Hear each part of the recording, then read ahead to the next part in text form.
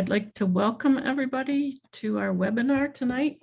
My name is Barbara Grosh, and I'm the Director of Voter Services for the League of Women Voters. Let me give you a 1-minute introduction to the League. We were started in 1920, right when women got the right to vote. We are direct descendants of Susan B. Anthony and all those women who fought for the right to vote. So that's what we do, is we fight for the right to vote, because we know that only when you have the right to vote do you get your interests looked after. And that is why we are going to talk tonight about voting rights for felons, because we know that they don't exercise their rights to vote to the extent that they have them. And we're happy to announce also that they have new voting rights as of today. So that'll be our topic. And first, I'm going to introduce Myra Washington, and she is going to welcome you from the Zeta Psi Beta sorority. They're our co-sponsors. So Myra, if you want to come on and say a few words, that'd be great. Good evening, everyone. My name is Myra J. Washington, and I'm a humble member of Zeta Phi Beta Sorority Incorporated, Psi Omega Zeta Chapter. I'm also a proud member of the Social Action Committee. Zeta Phi Beta Sorority Incorporated was founded on the campus of Howard University on January 16, 1920. Our sorority's international programs serve to empower people from all walks of life through mind, body, and spirit, while directly affecting positive change through the different programs and services that we do in the community. Our local chapter, Psi Omega Zeta, will be celebrating 10 years of being chartered on June 24th, 2021, and our members continue to be committed to service initiatives and opportunities to educate our community. Some of our chapter members are on here this evening. We are super excited to partner with another hardworking, community-based, nonpartisan organization, the League of Women Voters, Rochester Metropolitan Area, to discuss the topics in this much-needed webinar series about voting rights, felonies, parole, and afterwards. So on behalf of my chapter president, Joyce Aqua, my sisters of Psi Omega Zeta chapter, and myself, we would like to thank the board of directors, especially Ms. Barbara Grosh, for collectively planning with my chapter to make this possible, and everyone at the League of Women Voters, Rochester Metropolitan Area, for partnering with us once again. And to all of us, and to all of you joining this evening from the comfort of your home and space, we extend you very warm greetings. Thank you.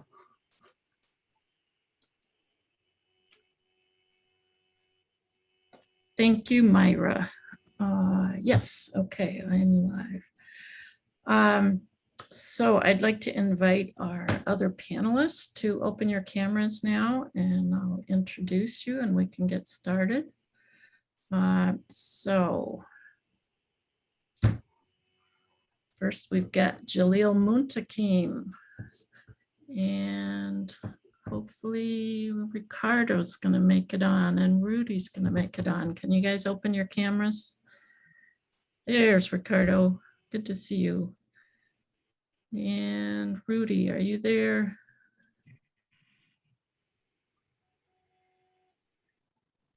Okay, I'm sure she's going to be on in just a minute. So I wanted to start by asking each of these gentlemen to share a little bit with us. All three of you have been affected by the rules about felony voting. You've all done time for felonies and you've all gotten out of prison, and two of the three of you have regained your voting rights. And I guess as of today, the third one will. We'll talk about that in a little bit. Ricardo, I think I'm going to ask you to go first. So talk to us for a few minutes and then we'll meet the other panelists and then we'll just have a conversation. So,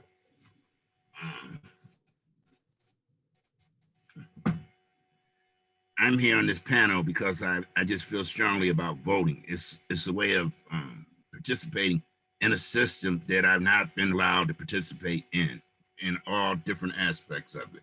So this is just one form of participation. The systems are rigged and voting is one way of unrigging. Getting on grand juries, all that's very important. We cannot boycott the vote, man. The vote makes a big, big difference. Big difference. It's how I got elected. People's vote do count. You know, they was able to elect a felon. I'm not sure what all I need to say, but I'm very long-winded, and so I'm gonna just pause it right there. Well, talk to us just a minute. When did you start voting? How did you feel when you started voting? How did you know you could start voting? So I found out through acquaintance that I had made once I had been home, a couple of lawyers, because when I left out of prison, I left out believing that I never could vote. That's what they kind of told me, and they even had it so, it was so ingrained into the system that they had my thing as well. It wasn't just coming from authority in there. It was just coming from everybody, that lie. Then once I found out that I would be able to vote when I got off parole, because when I got out, that was the policy. You couldn't vote. You could vote, but you couldn't vote until you got off parole. And so as soon as I got off parole, I've been voting everything. I vote on everything. I'm participating in the system. I cannot boycott the vote. It's like they have a saying, don't let them steal your joy or thunder. Well, voting is my hope. I'm not gonna let nobody steal that. Okay, thanks, Ricardo. Jalil's disappeared at the moment, but we got Rudy on. Rudy, say a few words to us. Let me show my mic. Okay, can everyone hear me? Yes, we can. All right, great. First of all, thank you for having me. I have a deep passion for this, not only because of my own encounters, but law enforcement. Charged many years ago with multiple felonies, and unfortunately for them, there was no case because there never was a case, but I had to settle for a what they call a misdemeanor. So I had to accept an outcome of something that was not true when it began. So I just want to kind of start there. Throughout much of my career, I worked through an organization in Rochester, Action for a Better Community. I met a guy named James McCullough who had a deep passion for advocacy, and he had a deep passion for people who at the time were incarcerated. And I remember him telling me a story one day when he said, Rudy, I went to Attica and I opened with this greeting. And he says, in a word I hate, and I don't use that term loosely. He says to the men at the time, he says, gentlemen, inmates, I bring you greetings from the inmates on the outside. And I never forgot that. It stuck with me. And it always reminded me every time I went into a correctional facility, probably the one that would be most familiar to all would obviously be Attica. Put a lot of years in and out of Attica, working with men incarcerated. Worked in all of the facilities in this area back in the old days when there was HIV. And so I was blessed to introduce an HIV program in the prisons, a peer education basically back then. But along the way, I saw and met many of people who their circumstances reminded me of this idea of being falsely accused and the damage that I can do. But more importantly, my experience came during a time where there was this great move for mass incarceration. And so I got caught up in that atmosphere. Ultimately, by God's grace, I did not serve any time, but the damage was done. In this case, we're talking about, taking away your rights to vote, but it was really more about the kind of damage that happens to people when you find yourself in a situation in which you are incarcerated and everything around you is designed to minimize you, to dehumanize you. And I remember I used to say to the men, you'll not hear me use the reference inmate, but what you will hear me say is resident, because I had to sort of neutralize the sting. I had to take away the negative connotation of that. And that kind of stuff sticks with you, so when we get later into the conversation about why people disconnect, I believe some of the reasons is that they were so well programmed that they just decided, why bother? And yet here we have a situation of redemption in which people are being restored and being given their opportunity to vote again. Like the previous brother who spoke, voting is how the game is played. The game is played by participating. The game is played by showing up. The game is played by knowing that every single vote does count. However, for many of us in the Black and brown community, that doesn't necessarily, just because you vote, necessarily get you what you want. But the idea is that one still has to participate. Whether your candidate wins or not, that's not relevant. What's relevant is you participated. But when you don't participate, I think that you minimize your validity. And I'm going to sort of stop there so that others can talk.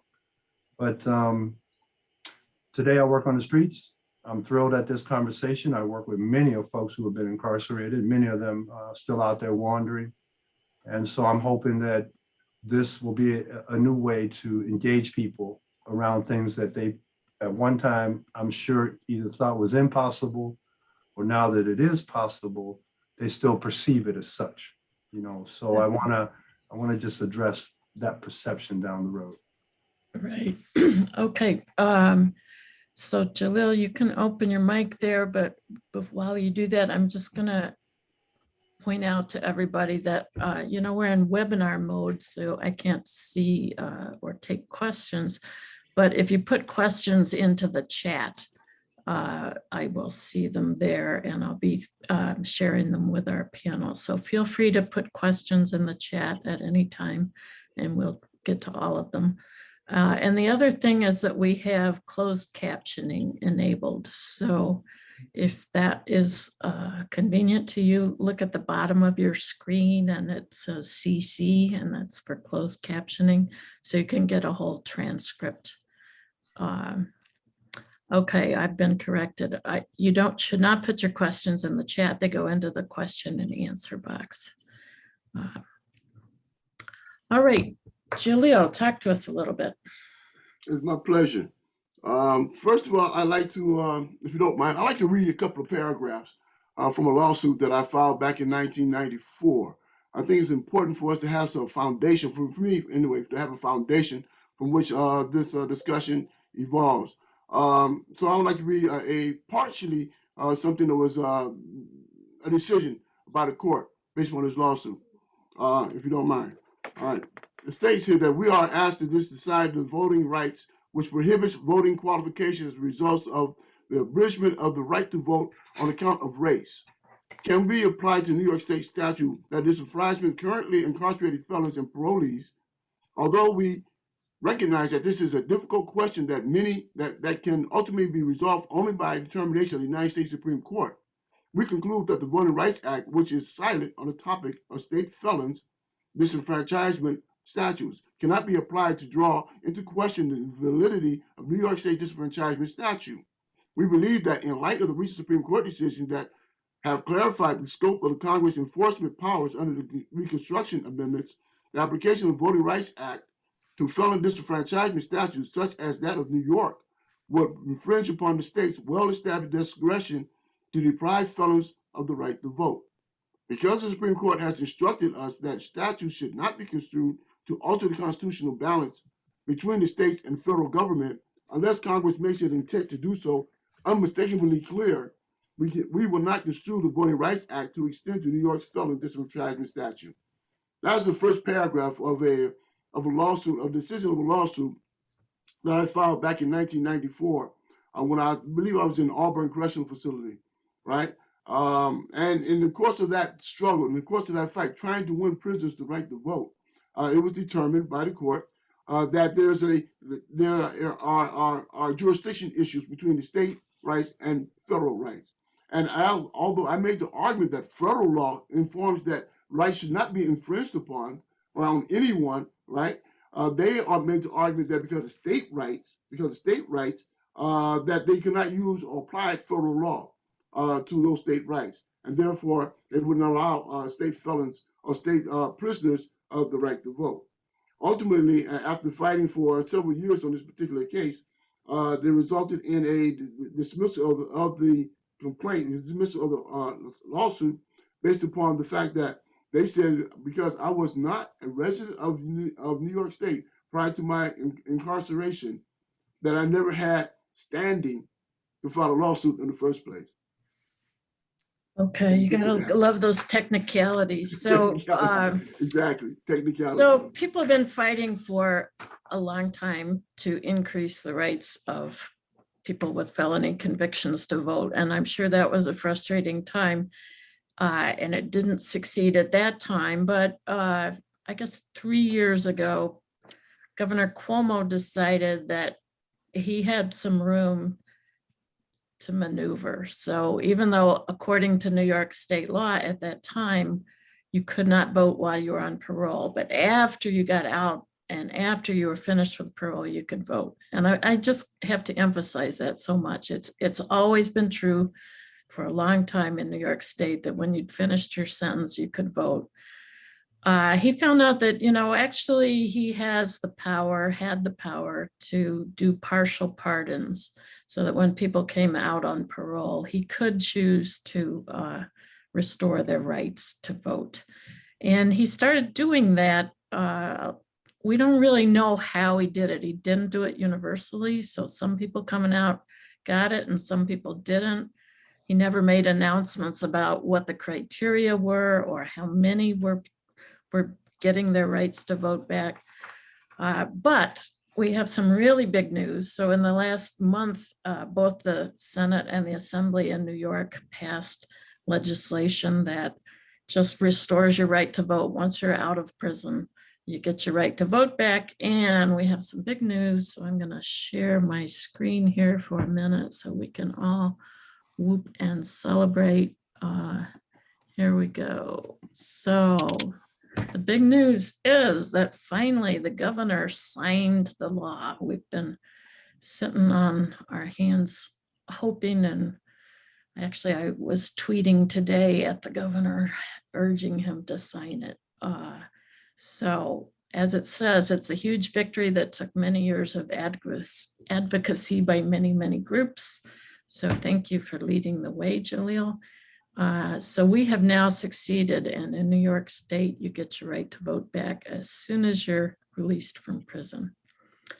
And it also has to be said that in New York State, there's nothing particular you have to do to reclaim that right. So all you have to do is fill out the same voter registration card that everyone else fills out.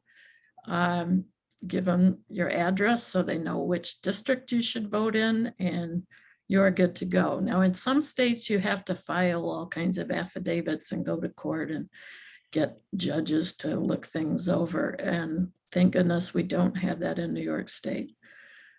So, the league, we're on the streets all the time registering voters. And I can't tell you how many discussions I've had with someone who tells me I can't vote. And I work as hard as I can to convince them that if they were done with parole and now if they're out of prison, they can vote and there's nothing special they have to do. So this is really good news.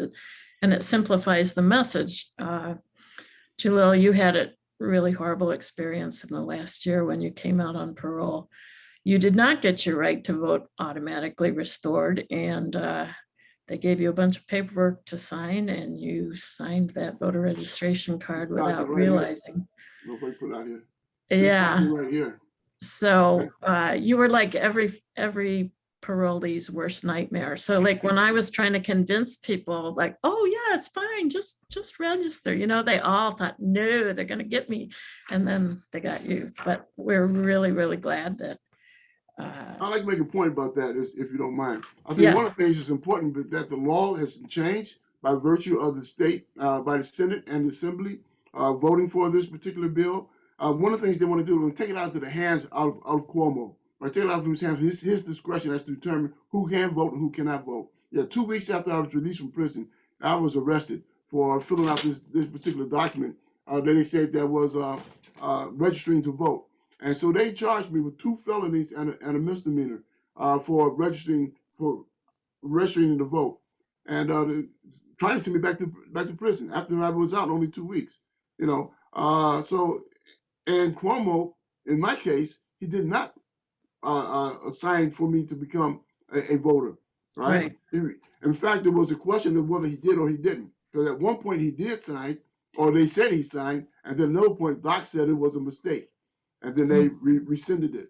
So in this instance, what the legislators did was take that out of the hands of Cuomo and made it law, enacted as law across the board. And that's not only, yeah. So not only will it not be capricious and arbitrary and confusing, but you know, Governor Cuomo won't be our governor forever. He was, I would say, you know, I think he gave more people the partial pardon than he didn't give up to it. But, you know, we don't know who the next governor is going to be and how they're going to behave. And so this is just taking it off the table. It's not something that one person gets to decide. It's been passed into law. So I'm really enthusiastic about that. That's the best news I've had all week.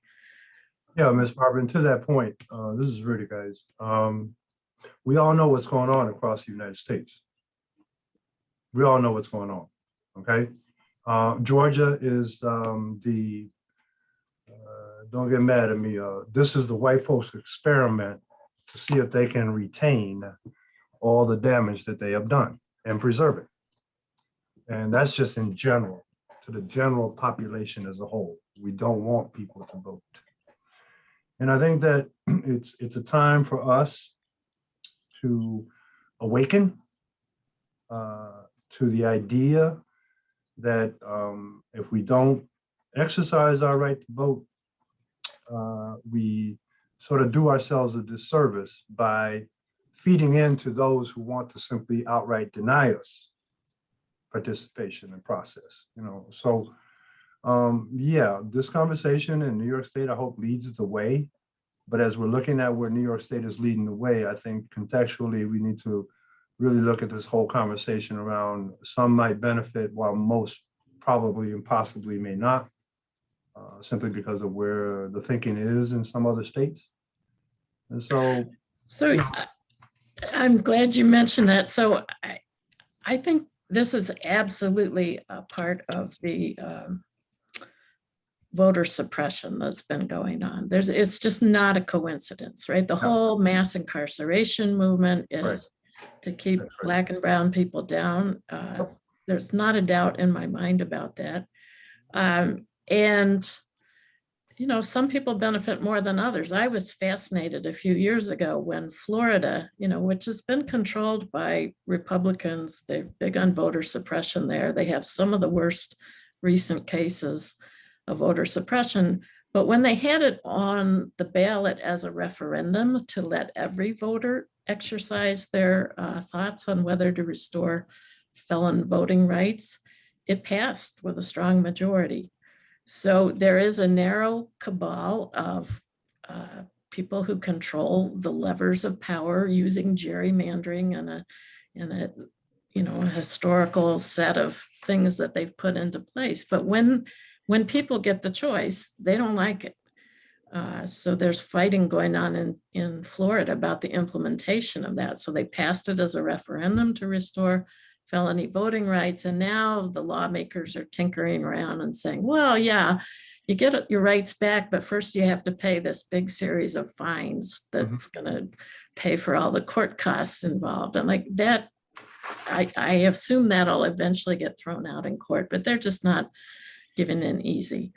But I think you're absolutely right. I think it is of a piece with all the other things that have been done to hurt Black and brown people and keep them from having equality in all the different ways that that's happened. And there's a lot of things that have gone along with incarceration, right? Incarceration's awful, but then when you come out, you have a record and a whole lot of other rights get abridged, right? If you fill out a job application, you're going to have to tell that you had a conviction, and a lot of public housing benefits are denied you, and in some places food stamp benefits and all kinds of public benefits. So it's something that is really going to follow you and inhibit you for the rest of your life in really dramatic ways. It's hard to crawl back from. So I'm really happy that this is simple thing, allows some people to vote, and they become a voting bloc, and they have a lot of things that, are a communal interest that I hope that they're going to organize around and vote around. And the League is right here with you. If any of you want to help us organize people on these grounds, we're ready to do it. Yeah, this is a time of awakening for Black and brown folks in America. And I'm not trying to just narrow it to us, but clearly one of the things that we have to do as a community is begin to promote information, begin to promote, from my vantage point, public service messages that says to folks, if these are your circumstances today, you have the right to vote. And I think that it's that kind of messaging, not only on the part of advocates like us, but on the part of leaders in the community, in the Black and brown community. For example, I participate in many forums where we're talking about law enforcement, and I can tell you right now, this topic is nowhere near on the radar, not even as a point of here's some information in terms of alleviating the consequences of what happens to us. And I think that's part of what I'm trying to say, that we also too have to participate actively in this conversation. I appreciate what the League of Women Voters are doing, but I think this is also a question of what are we doing to inform ourselves, who are the messengers in our own communities? Because I'm gonna tell you right now, I've learned the hard way that just because you look like me, it don't mean the same thing no more. And that's the issue that I think for me is like, how do we make this known? For me, this is like a beautiful piece of information. Now, I knew about the parole once you finished all that, but this is now different. Now this gives me an opportunity to engage people who have been incarcerated. We're in an election year right here in Rochester right now. And how many of you know that you can participate? I hope at a local level, if nothing else, but how many of you know that you can participate right now? Maybe, can I join in this conversation, Rudy? One of the things I think is, as you may mention, is imperative that we have some narrative and some talking points that explains for this point what the bill, what the law actually enacts. And so I'd like to just read a few things that what the law enacts, so we have some common understanding in terms of those talking points that you mentioned that we need to promote. It says here, 1, it codifies the restoration of voting rights to all New Yorkers upon release from prison and eliminates the need for a discretionary pardon. That's taken away from the governor, right? It eliminates the administrative burden of the pardon process by making restoration automatic. That means once you get out of prison, you're automatically eligible to vote. 4, it requires state and local correctional officials to provide notice of voting rights restoration and the opportunity to register upon release. So that means the onus, some of that onus is on the Department of Correctional Services. When the guy gets released, he has to be told that he has the right to vote. So that's take one of those issues that Rudy just mentioned out of our hands, if the Department of Correctional Facility do what they're supposed to do. And 4, it enacts a simple but bright line rule that is easy to administer and understand. If you're living in the community, you can vote. And that's the point that I think Rudy is really making a point of, is that once a person is released and in the community, then he should know, he should have the understanding that he has the right to vote. And that means that we have to inform the families, right, of incarcerated. We have to inform the children of incarcerated. So those are 2 demographics that we can promote this narrative to the children of the incarcerated and also to the family incarcerated. That once that loved one come home, right, they have the right to vote. No, that's a beautiful point, my brother, because I think the idea when you tie what you just said to the family, that's what I'm after as well, folks. Because you see, these are intergenerational experiences we're having. And you know, I think it's quite a compelling thing to do your time and then come home and participate so that your children can see that, you know, you can get it together, come on back out, participate like everyone else, and have the same dignity that everyone else has who didn't get incarcerated. You know, so I'm totally with you on that, because part of the emphasis is, for me, not where we are currently, but the generations that are coming up behind us. You know, that they understand that you can no longer do this to us. I don't want to start going nuts, but you can no longer deliberately do this to us, because we know we have knowledge, and knowledge in its application is power. And that's the message that we need to drive home, not only to our families, but to those who are Black and brown leaders in our community, which I'll say again, you know, I'll speak to the Latino community, so I don't hurt nobody's feelings. We don't talk about people that come home from prison. We don't even talk about criminal justice. Or we talk about the consequences, the outcome of those things. And yet here's a moment, like I say again, this ought to be an announcement from the heavens to everybody, a new day. A good point, good point. In fact, we should have the faith-based communities should be at each of their services, whether it be on Saturdays, Fridays, Saturdays, or Sundays. They should announce from the pulpit, from the rabbis and the imams and the preachers and priests. They should be announcing, hey, prisoners, incarcerated individuals, once they release from prison, they have the right to vote, right? That's one way of really getting out into the community. You know, every Friday, Saturday, and Sunday, when you have the host of people going into their places of worship, right? They should be told, tell your family, tell your community, right, that the released incarcerated, former incarcerated people now have the right to vote. It should also be on the walls of the parole office. As soon as you walk in there, it should be all over the wall, like they got all those other negative messages on the walls of the parole office here.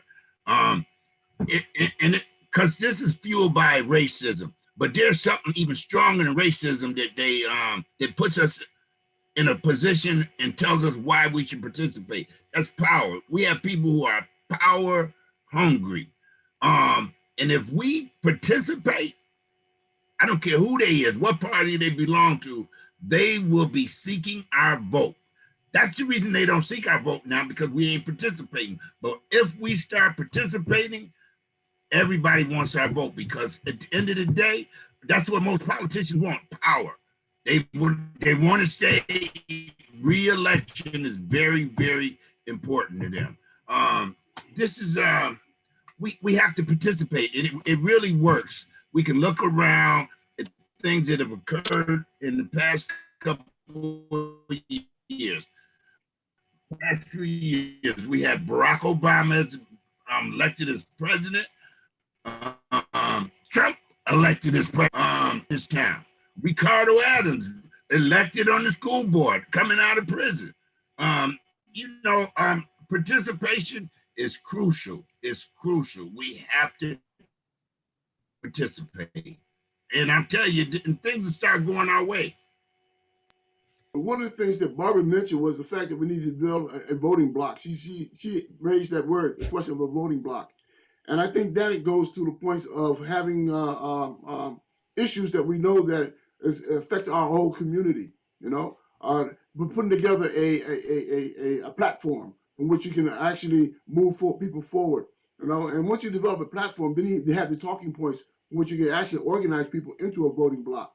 So it is important that we have that kind of interaction with the community and know what their needs are, and then able to have the kind of candidates like yourself, Ricardo, who is able to speak in behalf of the community and represent them as part of a voting block.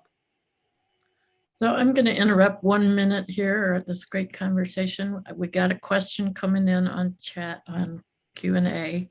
I think people cannot quite believe what we've just said, so let me clarify.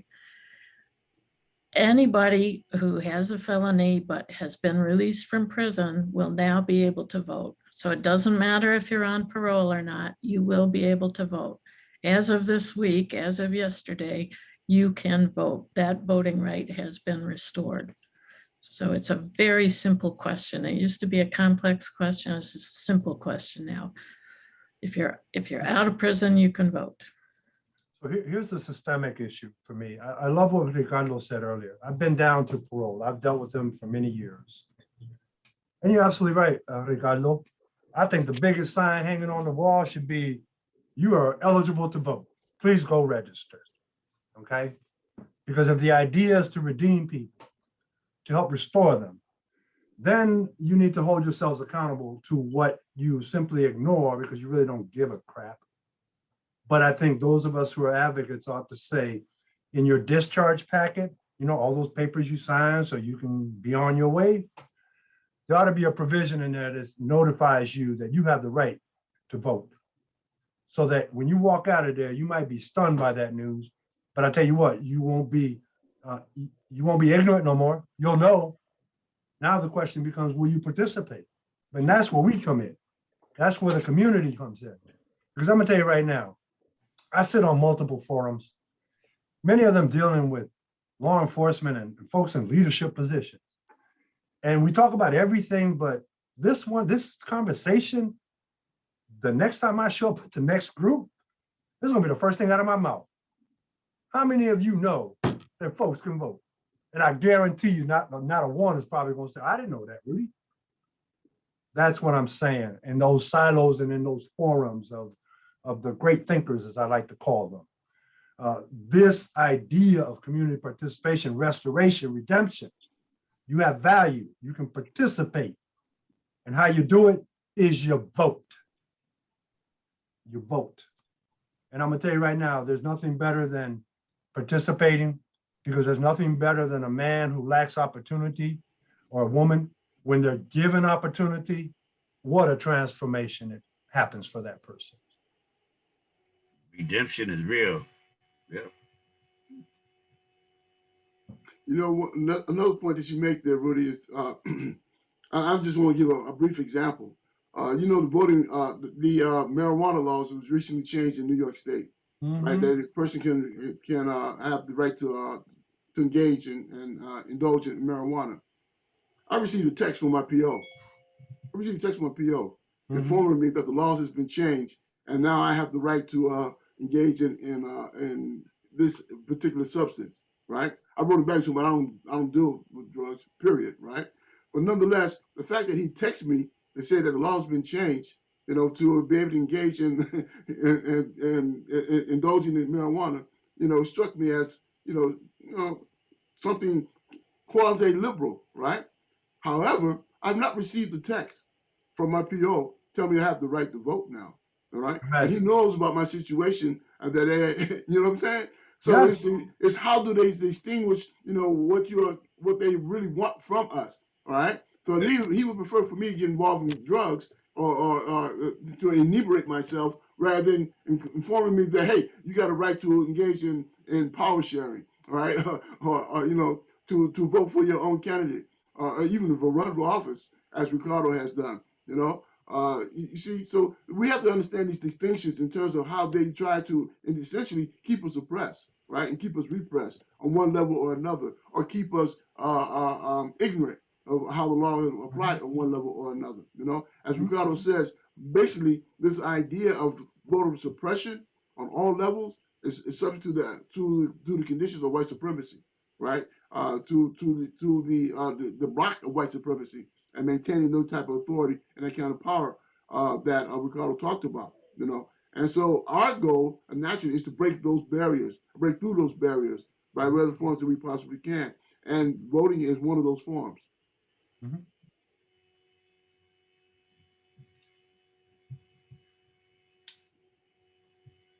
Voting, I would add, guys, and somebody has to be the trumpeter. If I've learned anything in my lifetime, sometimes you got to go at things alone. It's pretty much the story of my work. But if you're compelled to serve people and compelled to dignify people, then, as I teach, because I do advocacy, I say advocacy by its own nature is a dirty business. And if you're not prepared for it, you really should not engage in it. But there are times that you're going to believe in something, and you might be the only foot soldier in the room bringing it to light. And so kudos, because I think that this conversation is one that has, for me, a great redemptive, I'll use that word again, potential, to say to folks that you can participate in a process that led to policies and practices that right now we're still fighting up against. The thing that your PO officer did, my brother, is like what we call, dirty politics. You wanted to subjugate this man for reasons that you had no right to, but you think you have a right to because obviously you think that you're more dignified, if you will, than that human being. And that's the kind of stuff that we talk about police, but we rarely address the correctional facility system, and rarely do we talk about parole. And I'm saying again, there must be a trumpeter. So for my part, I'm glad I'm here today because this is like, okay, Rudy, here goes another fight. But you know what? Let it be, so be it. Because humanizing people is not based on whether you might get some pushback. If you ain't getting no pushback, then you're not really advocating, as far as I'm concerned. So, this is a time to bring this up, especially right now. I mean, we had a press conference yesterday, and I basically just put it blunt to the politicians who came. It's good to see you down here on Clinton. But as soon as this press conference is over, all of you go, poof. I don't see you no more. And so I said to people, be wise of those who come to you with messages about kindness. Check out their resume in regards to what have you really done lately to promote my well-being. And then decide if you want to vote for them. Because like I said before, just because you look like me, don't mean nothing. But what you say and what you do is simply discerned by what did you do? And so yesterday was about, folks, had I known yesterday that this information, man, I would have announced it to the heavens in front of all of them. Yeah. Y'all looking for votes? Look at here, man. Go find out whoever has got a rap sheet that's been freed and register them to vote. So Rudy, there's a lot of people then that need to register to vote between now and the end of May. yeah. And in order to get people to register, my experience is you have to find an issue that matters to them that's on the ballot and say, well, what about this? Is that worth your time?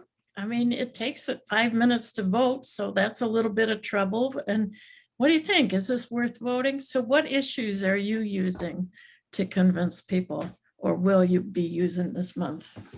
For me, the same one I've always been using: participate, get involved. You have a duty to serve. Imagine me telling somebody on the street, you have a duty to serve. What are you talking about, Rudy? Well, participate, get involved. Stop allowing yourself to be the product of what has been created to get you to where you are, so disconnected. So a lot of it is not just, spots, blurbs. Some of it is really helping to deprogram people, to tell them this is what happens to us. And one of the things that I find compellingly so working on the streets is that people are a lot more brilliant than sometimes we think that they are. Some of the most brilliant people I've met, to be honest with you, are people who are on the streets who are homeless.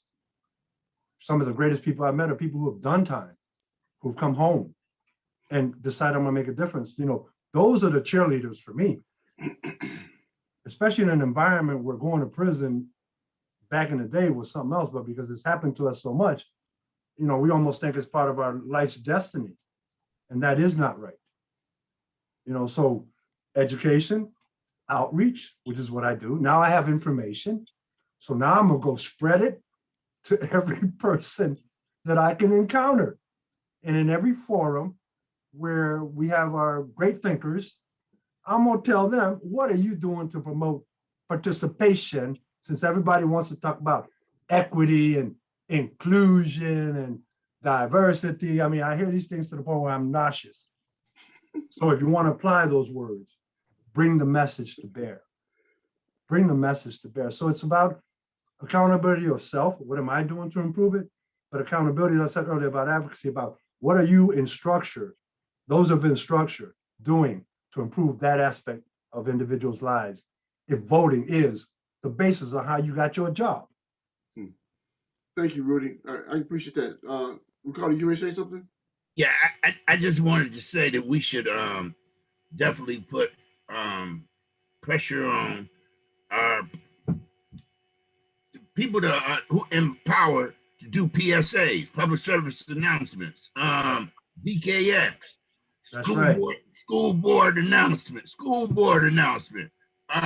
Yeah, this educational thing. We should be announcing that at the school board. Yeah, so we got to put pressure on people to get off the fence and do what they need to do and make this known. I can appreciate that. Tomorrow night I have a webinar that I'm an organizer for Citizen Action of New York State, Rochester chapter. And tomorrow night we have a webinar in co-sponsorship with UOR, the Center for Community Engagement. And one of the individuals going to be on that panel It will be a woman by the name of Stanley Martin, who is running for city council. And by her being on that panel, we will be discussing the issues of voting, the voting rights. And I will be advocating with her, in my discussion with her on this matter. I think that's important what you said, Rudy. We should use every form that we possibly can to express this golden objective of voting rights, particularly for the recent release, recently incarcerated, formerly incarcerated. And so tomorrow night, you can rest assured that I'll be raising that question, and will continue to do so with Citizen Action, which I'm operating with, and the continuing series of webinars that I hope to be organizing with the University of Rochester. Again, guys, I'm from the old school where the squeaky wheel always gets the oil. I always would teach when I worked with families, if mama's not happy, nobody's happy. But I tell you what, if the baby's not happy, nobody is really happy. You're not going to get the attention that we deserve until you disrupt the comfort of how we sometimes talk about our condition. And I mean that, guys. So I thank you for that, my brother. I'm familiar with the group you're working with because I sit with them. And I was hammering at them along the way for months now about them. Sure, you know, sure. And so thank you. Keep it going. Keep it pressing. I'm blessed to have a radio show on one of the Spanish networks. Guess what topic I'll be talking about this coming Sunday? Okay. And guess what topic I'll be talking about for the rest of this month? You ask me, Barbara, what am I going to do? Yeah. I'm going to get on the radio, the platform that the center is blessed to have. Because again, this is Father Tracy. Father Tracy used to do service at the county jail every Sunday faithfully for years, you know? So this is like right down our alley. Mhm. But again, how do we, the center, make a difference? We're blessed to have a platform. I intend to blow it up. I promise you that when I start saying to folks, you came out of prison, you can vote, God is my witness. Folks are going to show up and say, Rudy, man, I heard you said this. What are you talking about, dude? You know, and again, there are many opportunities. I like the DKX piece, okay? And some other forums. Let's go to XXI. Let's really hit up on the structure that at this point, I mean, if we really want to get attention before this month's over, I'll call for another press conference. And the only thing I'm going to talk about is folks can vote. You know, because some of this, you know, you hope, you pray people will join you. But I'm going to tell you sometimes, folks, in my atmosphere, sometimes you just the only foot soldier and you just got to bring it to bear. So for me, this is important information that I intend to announce far and wide. Yeah. All right, guys? So right now we're talking about criminal justice in the Latino community. What does it look like for us? Well, folks, I got another item to add to the table. Did you know? Are you aware? And now what I need from all of you is to promote this knowledge. Very good. Very good, bro. Yeah, Bob. Yeah.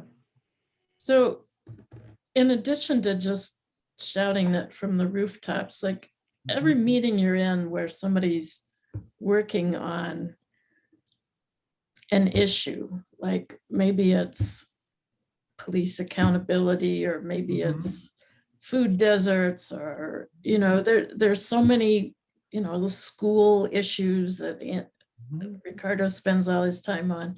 Every time someone is talking about an issue is time to say, oh yeah, did you know that you can be a voter who helps choose the people who decide this?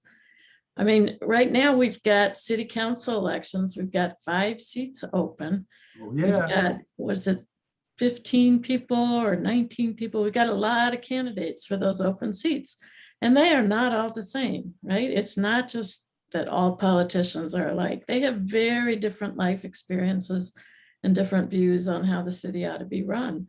And now is the time to perk up and take an interest and ask some questions, ask those people about the issues that you care about. And no matter what issue it is, now's the time to realize that, yeah, hey, I get to choose. I'm a voter. I'm a voter now. I can choose whether we get Stanley Martin or Willie Lightfoot, or, you know, all those 15 or 19, I keep forgetting which.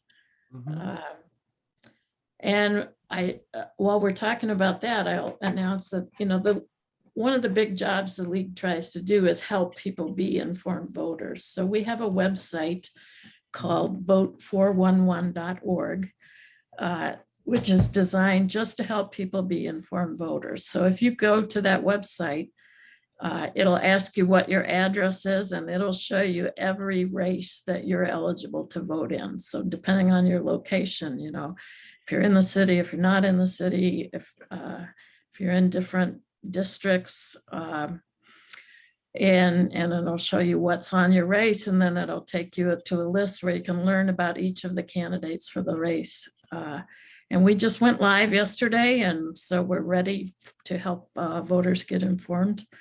Not all the candidates have responded yet, but if you see someone who hasn't responded, you should say, I was trying to learn about the candidates and you're not there. So what do you got to say? And ask them about what you're interested in, and tell them that you looked for them on Vote 411 and they're not looking too good.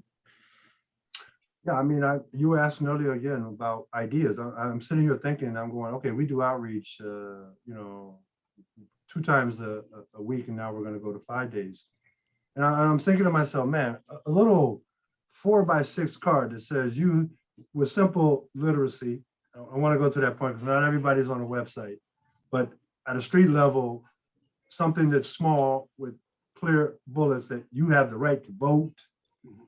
Those kind of materials are extremely valuable when it comes to addressing what I said earlier. To change this condition, we have to recognize that there is a serious lack of information. And until we promote that first step, I don't know that we can get to where we want to be. So, for example, I say again, something simple for me to have, I'll be handing out on the street and everybody that I meet. I'll make you some handouts. Yeah, no, I'm like deadly serious, you know. I'm deadly Unfortunately, serious too. Many of the people I work got histories, you know, and I know that. Yeah. But they also feel disenfranchised. Why, you know, why bother? And again, about the business of restoring people is restoring their dignity. And if in America, one of our greatest assets is the fact that you can vote, then doggone it, it's time to let them know that as well. Right. So we've been talking, I said, you know, the deadline was the end of May. let me just say that that was the deadline if you want to vote in the primary. We've got a primary election on June 22nd. Right. So if you live in the city of Rochester, those 19 candidates I mentioned who are running for city council, they're all running for the Democratic nomination. So out of those 19, 5 people are going to be nominated by the Democrats. So they'll go on to the election in November. Now, there won't be anybody opposing them in November because there's nobody running on any other party lines. So in Rochester, essentially the primary, the Democratic primary is the election. And the same is true for the school board. We got 3 seats open and I think maybe 9 candidates. We've got a mayoral primary coming up. We got 2 people running on the Democratic line for mayor, and one of them will be on the ballot in November and the other one won't, and there won't be anyone else because Republicans and nobody else runs in the general election. So if you want to be in that election, if you want to help choose the school board and the mayor and the city council, you have to be registered in a party and specifically as a Democratic Party. Oh, I've just been corrected. Malik Evans has the Working Families endorsement, so he will be on the November ballot, even if he doesn't win the Democratic primary. So there'll still be an active race for mayor, perhaps, hence who wins in June. I got another question coming in here. Does an individual need special training or certification to register people to vote? The answer is you don't. There's certainly no certification for it. It's good to have a little experience. So the league does teach people how to register people to vote because there are certain questions that come up over and over, and we will register, we will do that training online whenever we're asked. So if there's anybody listening who would like to learn to register voters, we'd be happy to train them. And Rudy, if you have any teams of volunteers that you want us to come and talk to, we'd be happy, more than happy to do that. I can also mention that the league has a text messaging service. So if you always want to have the latest information on voting, you can sign up on our texting app. Let me pull that number up so I can give you the correct number. Let's see. Yep, here we go. You can find it on our website, which is LWV-RMA. But I'm having trouble finding it while I'm talking. So while you're talking, let me say this really quick, that one of the participants said that the voter registration card should be in the packet, discharge packet. That is such a good idea because they make you, you have to have a social security card, birth certificate. There's all kinds of things that they mandate in that discharge packet. That is definitely something that should be pursued. The voter registration card should be already done like prior to getting out, just like they do. They make you do all these other things in reference to residence and employment, or birth certificate, social security card. That is such a great idea, and I just got to find out how we can push that to make it actually be in effect. Well, you know what I'm thinking. So there's a new law that's just going into effect gradually, which says that we have automatic voter registration. So if you go to the DMV to do anything at all, to register a car, to get your driver's license, there's a checkbox. If you don't check and say, I don't want to be registered to vote, they register you to vote. And it's gradually expanding how many state agencies are participating in that automatic registration. So I'm thinking that the Department of Corrections is probably going to be put in the line of agencies that will have to do that.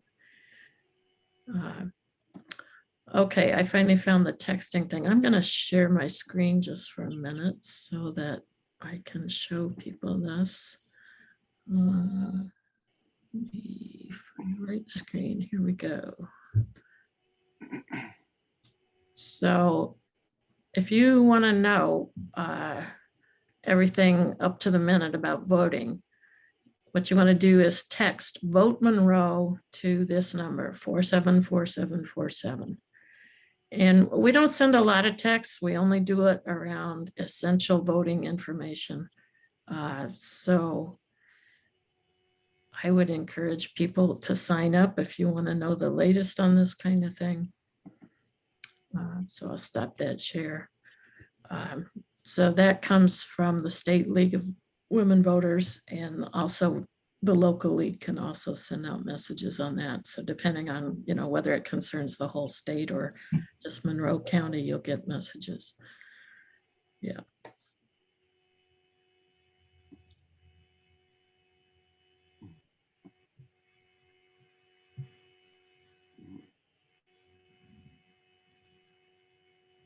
Were there any questions specific to any one of us, any one of the panelists?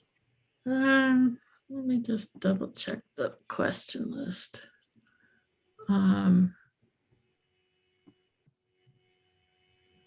Yeah, we get a lot of people giving thumbs up on putting the registration pack form right into the packets.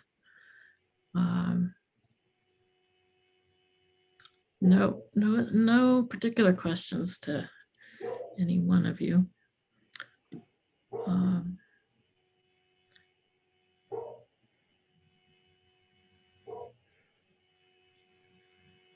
Can I just share this in regards to voter suppression, particularly as Rudy made mention in Georgia and also in Texas? It is very important that we to figure out some kind of way how to address those issues, why they exist, and from the political point of view. Ricardo talked about the issues of power and who has it and who tries to maintain it.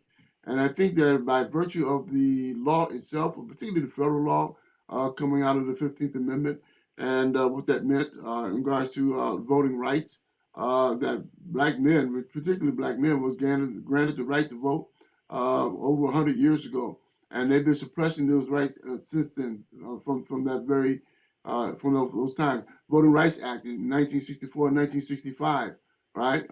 Why we continue to have to fight for these types of legislation and rules and regulations, fighting against the Jim Crow laws that suppress the right to vote. And here we find ourselves in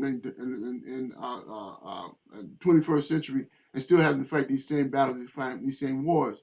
And so we have to understand something about American population or American populace in and of itself, and that we live in a white supremacist country, right? And that's the reality. And they will continue to seek the means to suppress black and brown people, red people's right to vote, so they can maintain their own authority and they maintain their power. And so that narrative that Rudy talked about, right, we have to create a format so that people have a broader understanding why they should vote, right? What we are actually going against and the necessity of voting. The reason that we're voting is that we're fighting against these kind of Jim Crow laws. We're fighting against the errors of the black codes, right? We're fighting against the errors of chattel slavery, right? And so this was that kind of narrative, historical dynamics that we have to make part of our argument, part of that narrative.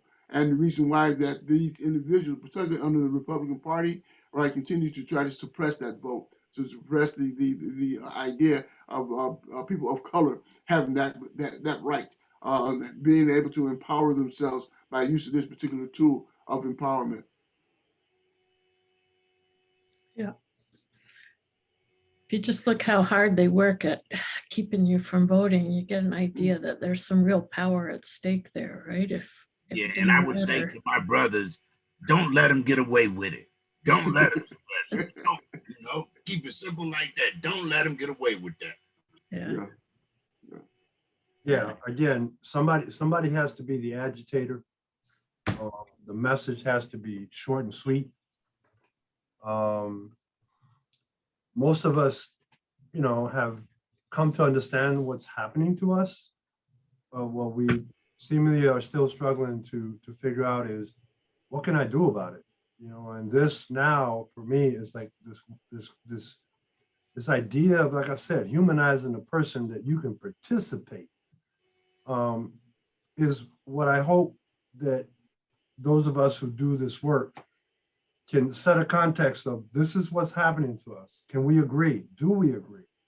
And when we agree, then this is our antidote. This is how we can combat that.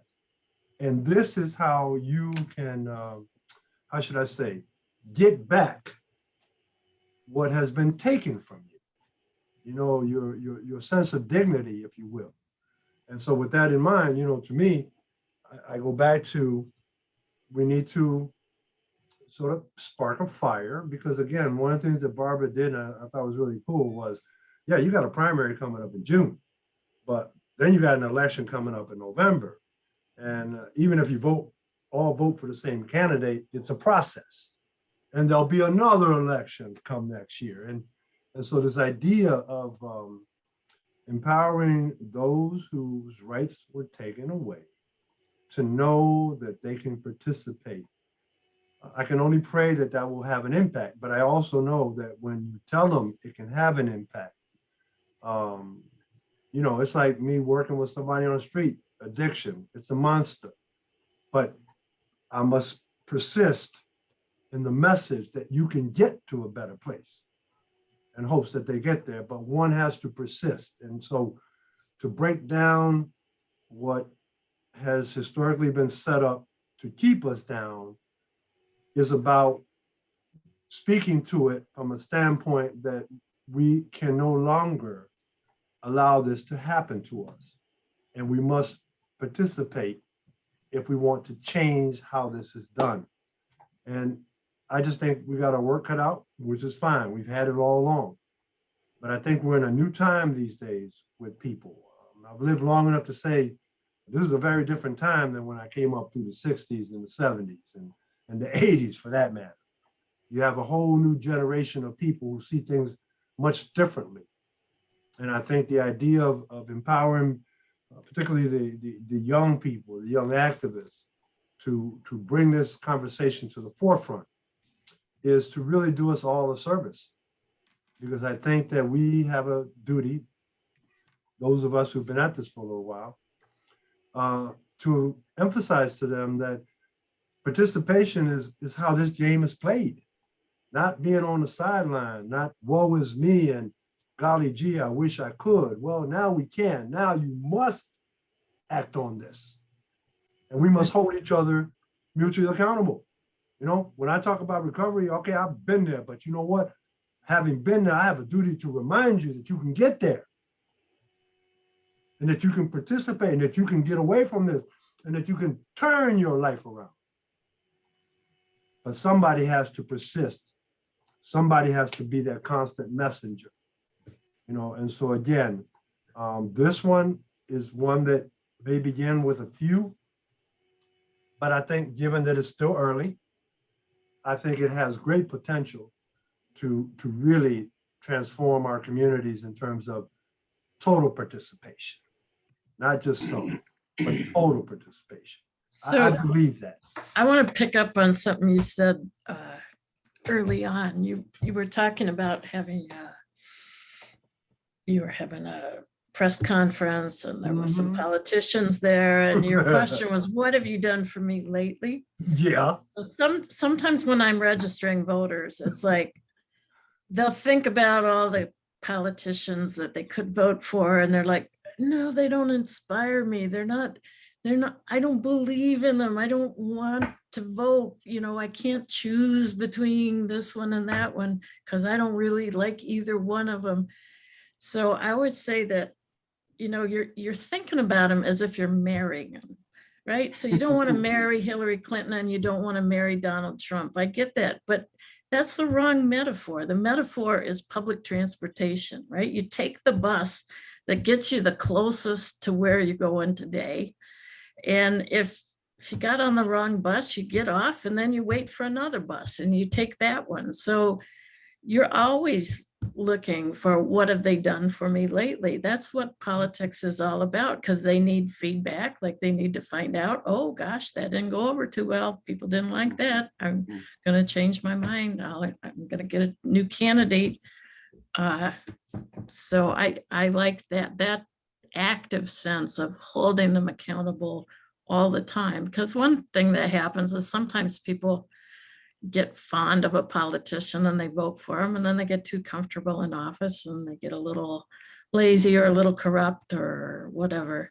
So it should always be like, where are we right now today, and what are you doing today? I just want to bring in one question that's come up on the Q&A. I was talking a few minutes ago about the automatic registration, which is going in. And, we're really happy about that. We worked hard to get that passed. But somebody pointed out that there is a weakness to it, which is that if you get automatically registered like that, you don't get a party registration because nobody's going to select that on your behalf. So you get registered as a member of no party, which means that you can't vote in a primary. So we still actively encourage people to register themselves so they can select a party.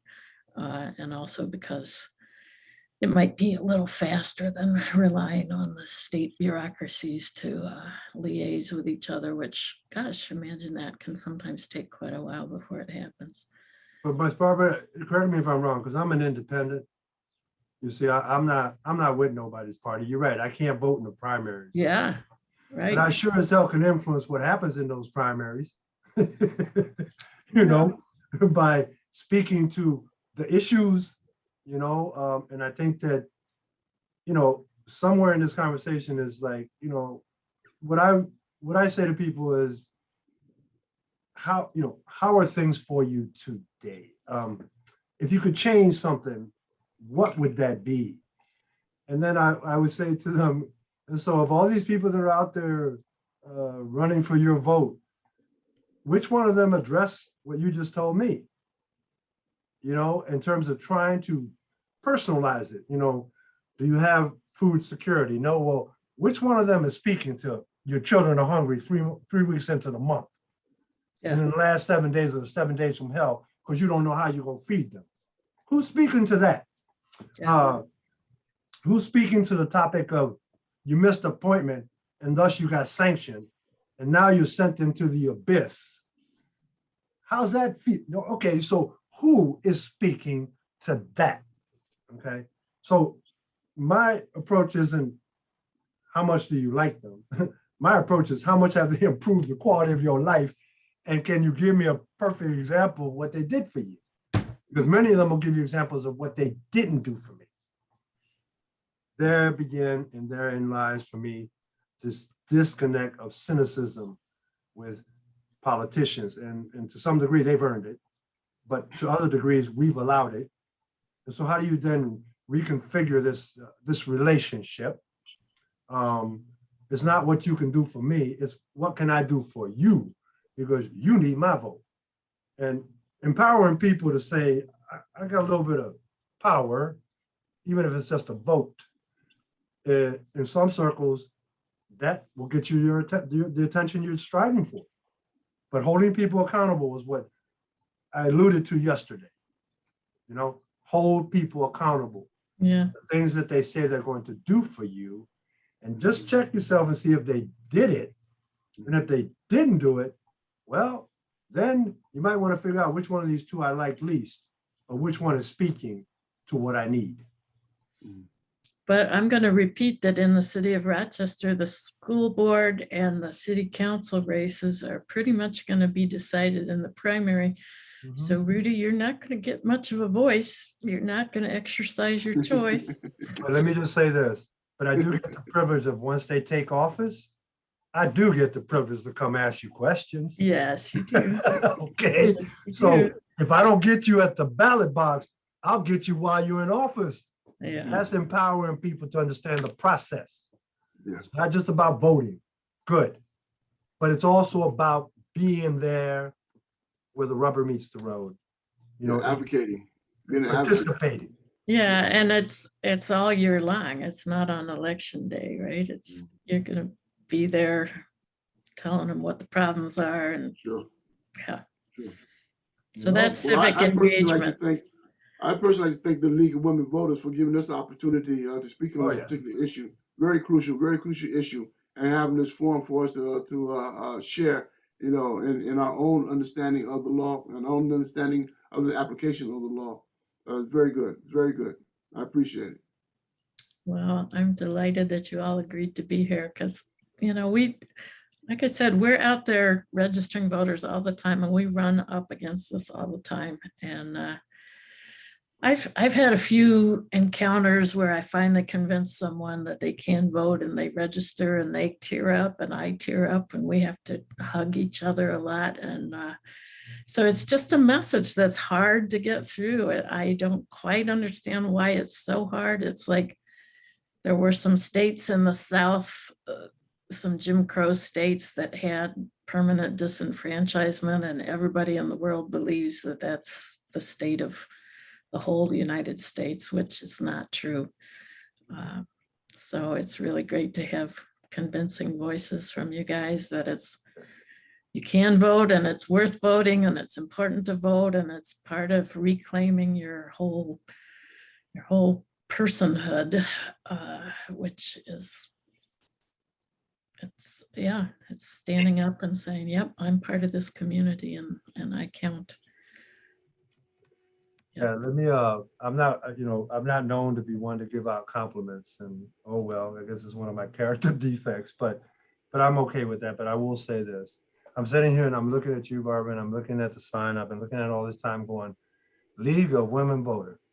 Thank you, Jesus, because if it had been the League of Men Voters, we would have all imploded. Okay, so I'm just gonna call this out like it is, all right? I'm a man, I can tell you right now, thank you, League of Women Voters, women, okay? Okay, so since you mentioned that, I forgot to mention this, that it was founded for women and by women, but since 1972, I think, we have been open to membership by anybody who believes in the process that we believe in, which is trying to get everybody to be an educated voter. And I would be delighted to have every one of you gentlemen join the league.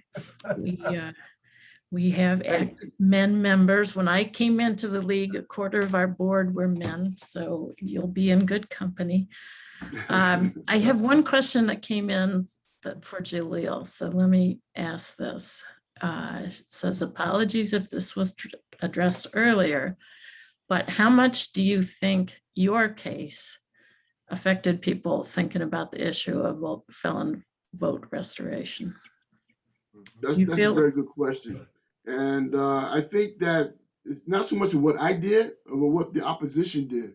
The opposition created the forum, and they created the environment from which this discussion was broadened. And my name was made part of that open discussion. I'm thankful for Senator Cooney and also Assemblyman Meeks, each of them who raised my name during the voting processes for the enactment of this law. They both raised my circumstances here in Rochester when D.A. Dorley charged me with those charges. And so in that instance, it gave them an example of voter suppression, in a very, very cruel and debilitating way. And so in that instance, by virtue of the opposition, right, and their misstep, my case became an example from which the senators and the assembly people was able to use as a tool to persuade other people, to influence other people that this is the right thing to do. Governor Cuomo, when he did not grant me the right to pardon, right? They made an environment, created a political environment for discussing this particular issue, right? And so it's not so much as me, right? It's so much as what the opposition did and put me in that kind of position, from which my case was used as an example of everything that was wrong with not allowing people to vote. And so that is the way that was used. And naturally, the media jumped on it. The media made it a toy. Used my life as a toy from which they promote certain ideas and sell their papers. All right. And so we had to understand the various dynamics that was involved with this issue. For me, I was just trying to become a whole citizen again. Very simple. Very So simple. what I remember was, like, I think maybe within one day of when you signed that form, it had hit the media, which means that I don't think it had even been processed. I think they more or less entrapped you into signing that form, waiting for it. They were sitting with glee, waiting for you to make that mistake and running with it. So Yep. it was not, it was, yeah.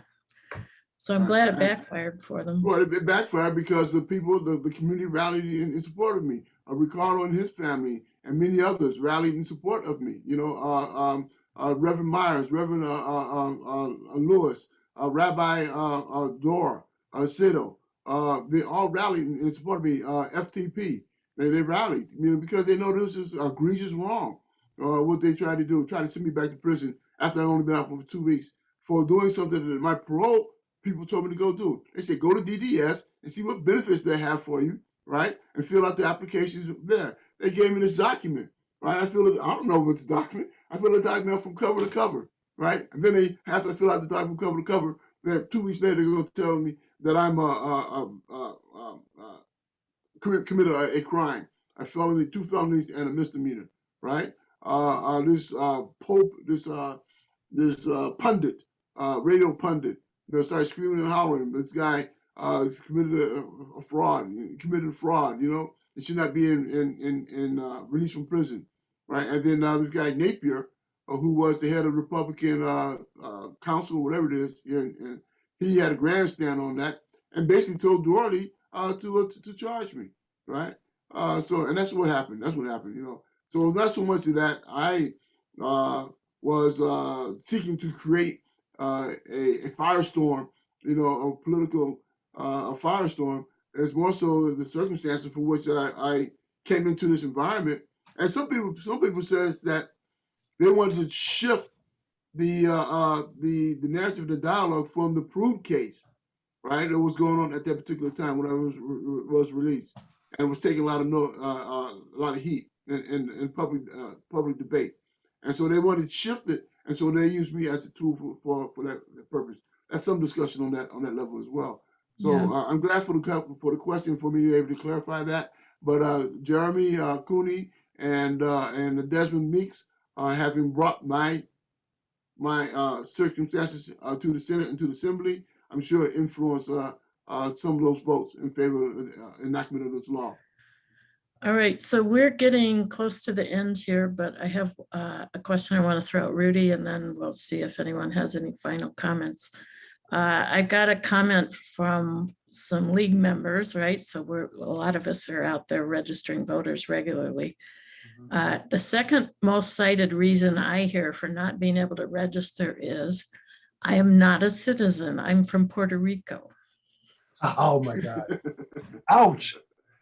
Good Lord. Well, let me clarify that as a matter of historical fact. Okay. I'm gonna do this in 5 minutes, but I'm gonna spend at least a minute and a half in teaching. How Puerto Ricans became a possession, what I call a modern day colony of the United States, was as a result of the 1898 Spanish-American War, in which, as a concession, Puerto Rico and some other territories became an acquisition of the United States. Then it so happened that in 1917, they passed what was called a Jones Act. And the Jones Act basically made Puerto Ricans US citizens. Now, because we are a dichotomy of inconsistency, for example, in Puerto Rico, you cannot vote for the president of the United States, but the president of the United States can order every 18-year-old off to war. So that's part of our condition.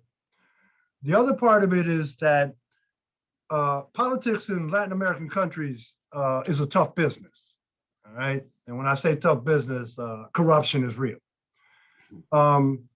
Many folks who come from Puerto Rico, if they were to say that, would simply mean to me that they have no idea of who they are, their citizenship, their legitimacy. When I was in Arizona, where all hell breaks loose, I would always have to remind folks, I ain't got no green card. As a matter of fact, I'm as authentic as a redneck from Wyoming. Okay, but it's knowing who you are, knowing your circumstance. And so, yeah, Puerto Rico is sort of like this stepchild that we ourselves don't quite understand. But for those of us who do understand, we understand that our legitimacy is as authentic as anyone else when it comes to having status in America. Now, if you bring up the conversation of immigration and the confusion and all these other matters, it's why some of us are really not sure, but I would argue that most of us are not sure simply because I'm gonna tell you right now, in Puerto Rico, you get like 90% turnout at elections. So Oh, wow. why they would come here and think they can't vote, I think it's really a matter of what our experience is here, regardless of who you may or may not be, but it's a matter of, again, the longer you can keep folks disenfranchised, keep them away from the table, the less likely you'll have to deal with them. And so even in the Latino community, we have this issue of participation. But a lot of it has less to do with can I vote and more to do with why should I vote? And that's the challenge for us as Latinos, to not only inform them that they have the right to vote, but to address those kind of comments, because anyone who is of Puerto Rican origin and who does not know that they have the right to vote is a moment for education. For that matter, I'd say almost an intervention.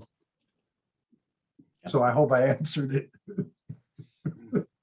Okay, any one or two last comments before we go, or are we all good here? All right, so I'm going to be in touch with you and get you some flyers to hand out in the next few days. I'll give you a proof to look at, make sure we got everything you want on them. And we'll probably see you on the streets. We'll be out at La Marqueta registering voters. And Oh yeah, you'll be in my neighborhood. Come on down. yeah, I'll be standing right across the street talking about go over there and get registered. yeah. Okay. Oh, that's great. So, once again, thank you all for being with us tonight. This has been really great. And I'm just happy that we have a good thing to celebrate while we're all here together. And to my brothers and sisters, congratulations. To my brother, most especially, who spearheaded this. God bless you, my friend. The merits of your work speak for itself, and the work of all the others that you've inspired. So you got me up and going, bro. I have a self-ignite feature, but I got some things to say now about this. That's the truth. Ricardo, you the man. Ouch. All right. Good night, everybody. God bless all. Thank you for your time. It's been wonderful.